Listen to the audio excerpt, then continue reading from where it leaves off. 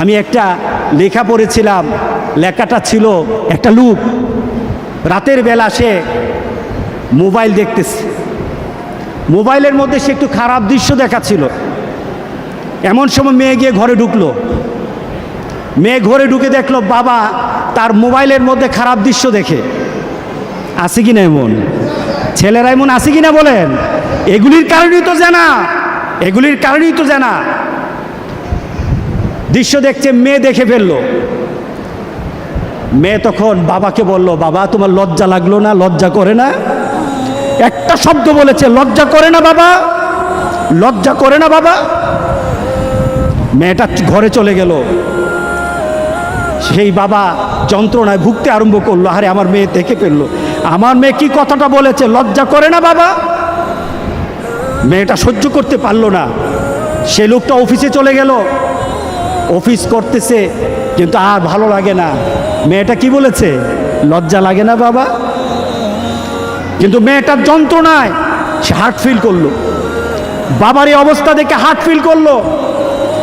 মেয়েটা এরপরে মারা গেল। বাবা যখন বাড়িতে ফিরে আসলো, মেয়েটা বাবার মাথাটা নোয়া, লজ্জিত একটা মুখ। এখনই আমার মেয়ের সাথে দেখা হলে আমার কানে বাজতেছে, আমার মেয়ে আমাকে বলেছে লজ্জা লাগে না বাবা।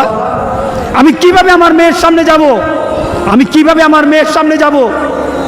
এই চিন্তা যখন করতেছে, এমন সময় দরজা খোলার সাথে সাথে একটা চিৎকার শুনলো।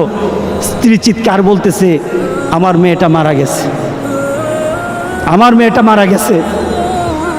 বাবার কানে তখন বাজতেছিল রাতের কথা, লজ্জা লাগে না বাবা।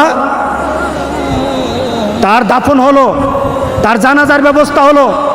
দাফন করার সময় মেয়েটাকে যখন কবরের মধ্যে দাফন করে দেয়, কবরের মধ্যে রাখা অবস্থায় বাবা একটা চিৎকার করার কথা ছিল।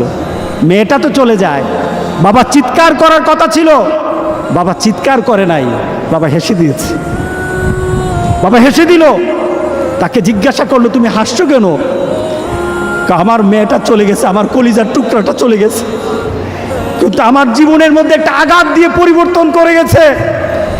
যেই নীতিতে আমি আমার চরিত্রকে নষ্ট করছি, আমার ঈমানকে নষ্ট করে দিতেছি, আমার মেয়েটা হারিয়ে ফেলেছি, কিন্তু আমি আমার আখিরাতকে বুঝে ফেলেছি, আমি আমার আখিরাতকে বুঝে ফেলেছি। আজকে সমাজের যারা প্রিভেন্টিভ করছেন না, আপনি চিন্তা করছেন আপনার মেয়েটা কিন্তু একদিন আপনার জন্য বিপদ হয়ে যাবে, আপনার জন্য বিপদ হয়ে যাবে। এই মেয়েটা যদি চরিত্রবান হয়, তাহলে আপনার জন্য এটা কাল হাসুরের দিন আপনার জন্য অনেক কিছু পাওয়া হবে। আর এই মেয়েটা যদি চরিত্রহীন হয়, তাহলে মনে রেখে দিয়েন, আপনার মেয়ে কিন্তু আপনাকে ছাড়বে না, আপনার মেয়ে আপনাকে ছাড়বে না। সুতরাং আমরা যদি হতে চাই ভালো একটা বাবা হবো, রাজি আছি সবাই? এই দুশ্চরিত্র স্বভাব যার মধ্যে আছে, যেই বাবার মধ্যে দুশ্চরিত্র স্বভাব আছে, এই কারণেই মেয়েগুলি খারাপ হয়, ছেলেগুলি খারাপ হয়। বাবা নামাজ নাই, মেয়ের নামাজ নাই, মার নামাজ নাই, মেয়ের নামাজ নাই, ছেলের নামাজ নাই।